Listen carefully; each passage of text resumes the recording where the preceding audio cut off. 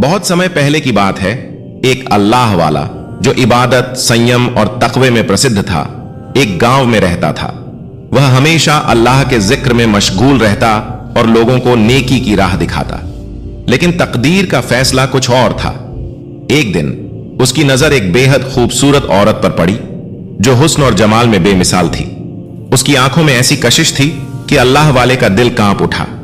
वह अपनी नजरें झुकाने की कोशिश करता, मगर उसका दिल बेकाबू होने लगा। जैसे ही यह इश्क उसके दिल में जगह बनाने लगा, शैतान सरगर्म हो गया। उसने वसवसे डालने शुरू कर दिए। तुम भी इंसान हो, मोहब्बत तुम्हारी फितरत में शामिल है। अगर यह औरत तुम्हारे दिल में घर कर गई है तो इसमें क्या बुराई है? अल्लाह तो दिलों के हाल जानता है।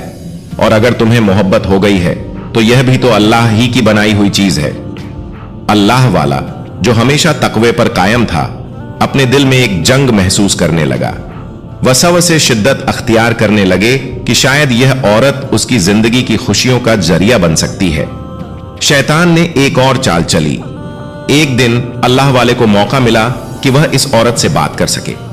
वह उसे देखकर बेखुद सा हो गया। शैतान ने उसे और बहकाया, यह इश्क गुनाह नहीं, अगर तुम इससे निकाह कर लो तो यह जायज हो जाएगा। जाओ, उससे बात करो, उसके करीब हो जाओ। इन वसवसों ने अल्लाह वाले के दिल में शक और शुबहात पैदा कर दिए। उसकी इबादत में अब वो तसल्ली और सुकून नहीं रहा जो पहले था। हर वक्त उस औरत का ख्याल उसके जहन पर छाया रहने लगा।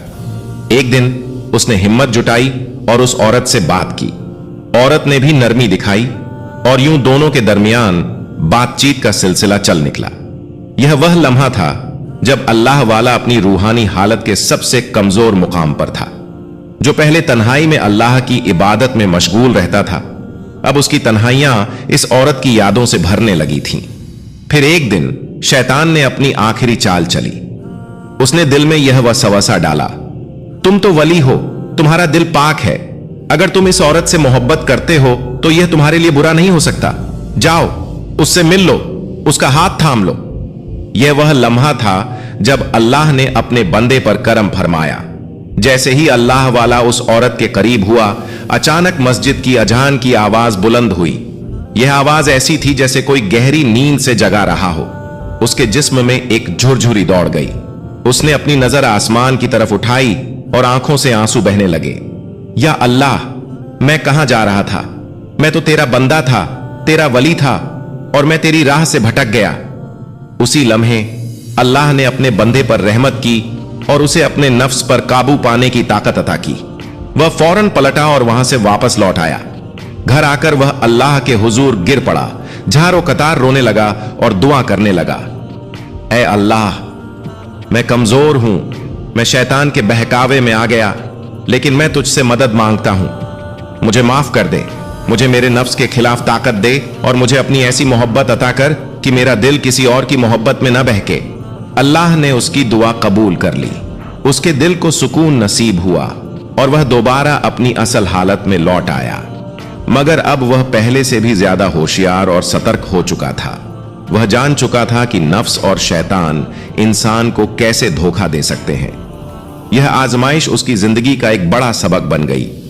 अब वह दूसरों को भी नसीहत करने लगा कि इश्क और मोहब्बत की राह में शैतान कैसे हमला करता है और अल्लाह की पनाह लेना कितना जरूरी है।